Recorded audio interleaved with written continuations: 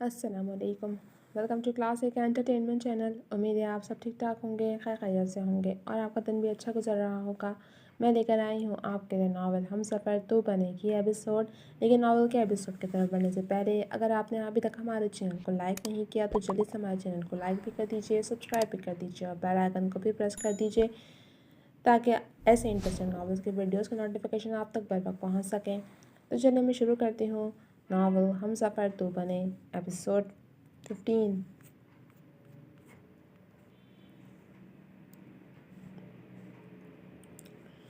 वो आंधी तूफान बनी नुज़हत बेगम के कमरे में दाखिल हुई थी। वो जो बेड पर बैठी तस्वीर पढ़ रही थी उसे देख उनके हाथ थमे, मगर महज लम्हे को वो वापस से तस्वीर पढ़ने लगीं। अम्मी, आपने बड़ी अम्मा से क्या बात की है? आप कहाँ जा रही हैं? उसकी बात पर उन्होंने सर उठाकर उसे देखा। आपा ने जब बता दिया है तो झूठ तो कुछ नहीं कहा होगा उन्होंने। अम्मी, मैं आपके साथ जाऊंगी जहाँ आप जाएंगी, मुझे यहाँ मज़ीद नहीं रहना। वो ज़िद पर आई थी। तुम ये भूल रही हो कि तुम अब एहराम के निकाह में हो दिल। अब मैं जाने से पहले अपना फ़र्ज़ पूरा करना चाहती हूँ। फ़र्ज़ नहीं, आप ये कहें कि मेरी शक्ल में एक बोझ है आपके कंधे पर जिसे आप उतारना चाहती हैं। उसके तलख़ी से गोया होने पर नुज़हत बेगम ने एक नज़र उसे देखा। अगर तुम्हें ऐसा लगता है तो ऐसा ही समझ लो। वो पत्थर दिल हो गई थीं। दिल ने हैरत से उन्हें देखा। अम्मी? बहुत देर बाद सदमे में डूबी उसकी आवाज़ उनकी समात तक टकराई। निकाह कोई खेल नहीं है दिल कि आज किया और कल ख़त्म सब। एहराम बच्चे का एहसान है हम पर कि उसने तुम्हारे बाबा की आखिर ख्वाहिश का मान रखा, उनकी ज़िंदगी में तुम्हें अपनाया और तुम उसके एहसान का बदला उसे ऐसे चुका रही हो। वो उसे सख्त नाला थी। दिल को समझ नहीं आ रहा था कि आखिर क्यों वो इतना महसूस कर रही थी ये सब। फैसला हो चुका है दिल। मैं तुम्हें एहराम के हवाले करके ख़ुद सलीम के साथ बाहर जा रही हूँ, उसे मेरी ज़रूरत है। और मुझे अम्मी, क्या मुझे आपकी ज़रूरत नहीं है? उसका दिल दुख से भर गया था उनके लफ्ज़ों पर।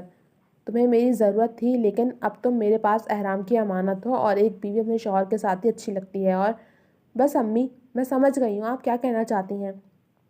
जाएं आप जहाँ आपको जाना है, मगर एक बात समझ लें, अगर आपको लगता है मैं ऐसे खुश रह सकती हूँ तो ऐसा कभी नहीं होगा।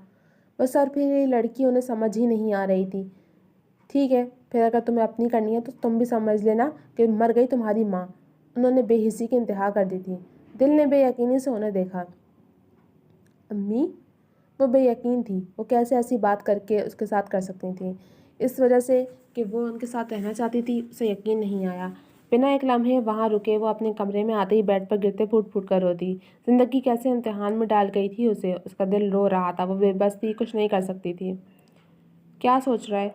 खतीब ने एहराम को गहरी सोचों में डूबे देख पूछा, जिस पर गहरा सांस भरते वो अपनी जगह से उठा था। कहाँ जा रहे? आता हूँ, एक काम याद आ गया। सिपाट लहजे में जवाब देते वो तेजी से वहाँ से निकला था और उसका रुख सीधा दिल के कमरे की जानिब था। बिना नॉक किए वो दरवाज़ा खोलकर अंदर दाखिल हुआ। वो जो दुपट्टे से बेनियाज बेड पर आड़ी तिरछी पड़ी थी, एहराम को सामने देख उसकी आंखें फटी। ये क्या बदतमीज़ी है? आप ऐसे बिना इजाज़त मेरे कमरे में कैसे आ गए हैं? दुपट्टा ढूंढने के लिए नज़र दौड़ाते उसने फ़ौरन से अपने खुले बाल आगे किए। उसकी इस हरकत पर एहराम के होंठ मुस्कुराहट में ढले थे। बीवी के कमरे में आने के लिए मुझे नहीं लगता कि इजाज़त की ज़रूरत पड़ती है। उसके सरापे पर नज़र जमाए वो उसके सामने आया। उसके सामने आने पर दिल ने 2 कदम पीछे लिए, मगर वो उसकी कमर में हाथ डाल उसकी कोशिश नाकाम बना गया। सीधा सीधा रुखसती की तैयारी करें मोहतरमा, वरना सीधा उठा कर ले जाऊँगा। सियाह आंखें उसके चेहरे पर जमी थीं। धमकी नहीं दे सकते, मुझे ये रिश्ता मंजूर नहीं है, आई समझ? वो उसके मुंह पर गुर्राई। उसके अंदाज पर वो उसके चेहरे पर झुकते उसके बाकी लफ्ज़ खुद में कैद कर गया। आराम की इस हरकत पर दिल की आंखें फटी थीं। उसकी सांसों को रफ्ता रफ्ता पीते वो दिल की जान हलकान कर गया था। आइंदा मुझसे दूर होने का सोचना भी मत दिल एहराम शाह, वरना ऐसी सज़ा दूंगा कि तुम मुझसे पनाह मांगोगी। उसे कान में सरगोशी करते एहराम ने उसका सुर्ख चेहरा देखा। होंठ खुद बखुद मुस्कुराहट में ढले थे। उसे गाल से हिलाते वो जैसे आया था वैसे ही वापस चला गया और दिल उससे लगा जैसे उसने कोई ख्वाब देखा हो। बेयकीनी से उसने अपने लबों को छुआ था। वह शख्स उस पर अपना हक जमा कर गया था। वो उसके जिस्म जहाँ का मालिक बन बैठा था। ये सोच आते ही वो बेड पर ढह सी गई थी। नैन बीबी, आपको अक्सर बीबी पिछले बागीचे में बुला रही हैं। वो किचन में खाने की तैयारियां देख रही थी जब मुलाजमा ने आकर उस अक्सा का पैगाम पहुंचाया। अच्छा, मैं आती हूँ। अक्सा का उसे बुलाना नैन का दिल धड़का था। न जाने क्यों उसे अक्सा से खौफ सा महसूस होता था। ہاتھ صاف کرتے وہ ملازمہ کو کام بتاتی پچھلے باغ کی جانب بڑھی تھی جہاں اقصیٰ اس کی منتظر تھی۔ وہ پچھلے باغ میں آئی تو اقصیٰ کو وہاں موجود پایا۔ آپ نے بلایا؟ ہاں بلایا، بنا بلائے تو تم میرے پاس آتی نہیں ہو۔ ایسا نہیں ہے۔ ایسا ہی ہے نین تارا، شاید تم بھول گئی، اگر تم اس گھر میں ہو تو صرف اور صرف میری وجہ سے۔ میں یہ بات نہیں بھولی ہوں۔ اقصیٰ نے حیرت سے اس کا اعتماد دیکھا تھا۔ پھر تو تم یہ بھی نہیں بھولی ہوگی کہ تم اس گھر میں آخر کیوں لائی گئی ہو؟ اس کا انداز بہت عجیب سا تھا۔ مجھے اولاد چاہیے نین تارا، مجھے خطیب کا بچہ ہر حال میں چاہیے۔ اگر تم ایسا نہیں کر سکتی تو یاد رکھنا، جیسے تمہیں لے کر آئی ہوں ویسے ہی تمہیں اس گھر سے دھکے دے کر باہر پھینکوانے میں لمحہ نہیں لگاؤں گی۔ اقصیٰ اس کے منہ پر قررائی اور اس کا بازو سختی سے دبوچا۔ غلطی سے بھی خطیب سے محبت مت کرنا، کیونکہ ان کی محبت پر صرف میرا حق ہے۔ مجھے درد، اس کی گرفت سے نین کو تکلیف ہوئی تھی۔ مجھے بھی ایسی تکلیف ہوتی ہے جب میں تم دونوں کو ایک دوسرے کے قریب دیکھتی ہوں۔ تم اندازہ بھی نہیں لگا سکتی میں کس اذیت سے گزرتی ہوں۔ یاد رکھنا نین تارا، اگر تم میرا کام نہیں کر سکیں تو اس حویلی کے دروازے تم پر ہمیشہ کے لیے بند ہو جائیں گے۔ اسے زور سے جھٹکا دیتے اس نے نین کو چھوڑا اور وہاں سے نکلتی چلی گئی۔ سرخ ہوتا چہرہ چھپاتے نین نے اپنے آنسو پیچھے دھکیلے۔ وہاں کھڑے ہو کر وہ اپنا تماشا نہیں بنانا چاہتی تھی، اس لیے لمحہ ضائع کیے بغیر وہ بھاگ کر اپنے روم میں آتے بستر پر گرتے پھوٹ پھوٹ کر روتی۔ خطیب، کتنا وقت ہو گیا ہے، ہم کہیں گھومنے نہیں گئے، چلے نہ کہیں گھومنے چلتے ہیں۔ خطیب کے گلے میں باہیں ڈالے وہ لاڈ سے بولی۔ اقصیٰ، ابھی تو خالو کی ڈیتھ ہوئے وقت ہی کتنا ہوا ہے، ایسے ہم جائیں گے تو اچھا نہیں لگے گا۔ اس نے بہت نرمی سے اسے کہا، مگر اقصیٰ کے ماتھے پر بل نمودار ہوئے۔ دل کی رخصتی بھی تو کر رہے ہیں نا سب، تو کوئی کیوں نہیں سوچ رہا؟ کیونکہ دل کی رخصتی ہونا ضروری ہے اور کوئی دھوم دھام سے رخصتی نہیں ہو رہی ہے اقصیٰ، بہت سادگی سے اسے ایک کمرے سے دوسرے کمرے میں منتقل ہونا ہے۔ تو کیا وہ ساری زندگی یہیں رہے گی؟ احرام اسے اپنے ساتھ لے کر باہر نہیں جائے گا؟ احرام کیوں واپس جانے لگا؟ کیا مطلب ہے آپ کا کہ احرام واپس نہیں جائے گا؟ اقصیٰ دل تیزی سے دھڑکا تھا۔ نہیں، وہ اب یہیں پاکستان میں رہے گا اور یہاں کا بزنس سنبھالے گا۔ کیا مطلب یہاں کا بزنس سنبھالے گا؟ یہاں کا سارا کام تو آپ کے نام ہے نا؟ یہاں کا سارا بزنس اور باقی جتنا ہمارا کام ہے اقصیٰ، وہ ہم سب سارے بھائیوں کا ہے، میرے اکیلے کا کچھ بھی نہیں ہے اس میں۔ خطیب کی بات پر اس کے دماغ پر دھماکے ہوئے تھے۔ خطیب، میرا مطلب ہے کہ جو پراپرٹی آپ کے نام ہے وہ تو آپ کی ہے نا، آخر کو آپ بڑے بیٹے ہیں اس حویلی کے۔ اقصیٰ کو سمجھ نہیں آ رہا تھا کہ کیسے اپنی بات اس سے کہے۔ نہ محسوس طریقے سے وہ خطیب سے دور ہوئی، مگر وہ خطیب شاہ تھا جو یہ بات نوٹ کر گیا۔ نہیں اقصیٰ، میرے نام کوئی جائیداد نہیں، میرے حصے میں بھی وہی سب آئے گا جتنا احرام اور تیمور کے حصے میں ہے، اور ویسے بھی مجھے دولت اور زمینوں سے کوئی غرض نہیں، مجھے کچھ نہ بھی ملے تو بھی میں خوش ہوں۔ خطیب کیا بول رہے ہیں؟ آپ اکیلے نہیں ہیں، آپ کی 2 بیویاں ہیں، کل کو آپ کی اولاد ہوگی۔ جب وقت آئے گا تب دیکھا جائے گا اقصیٰ، ابھی سے ان باتوں کی کیوں ٹینشن لینی جو ابھی ہوئی ہے ہی نہیں۔ اس کا دل کر رہا تھا کہ کچھ اٹھا کر خطیب شاہ کے سر پر دے مارے۔ میں ذرا کام سے باہر جا رہا ہوں، سب کا خیال رکھنا، تم اس گھر کی بڑی بہو ہو۔ اسے کہتے وہ کمرے سے نکلتا چلا گیا اور اس کے جاتے اقصیٰ نے سائڈ رکھی کتابیں زمین بوس کیں۔ دولت نہیں چاہیے، دولت تو تمہیں مجھے دینی ہوگی خطیب شاہ، چاہے اس کے لیے مجھے کچھ بھی کرنا پڑے، میں اتنی جلدی ہار نہیں مانوں گی۔ بہت پاپڑ بیلے ہیں میں نے یہاں تک آنے کے لیے، تمہیں تو میرے نام سب کچھ کرنا ہی پڑے گا، میں بھی دیکھتی ہوں تم کیسے میرا کام نہیں کرتے۔ نفرت سے کہتے وہ اپنے موبائل کی جانب بڑھی تھی۔ وہ اقصیٰ کے کمرے سے نکلتے سیدھا نین کے پاس آیا۔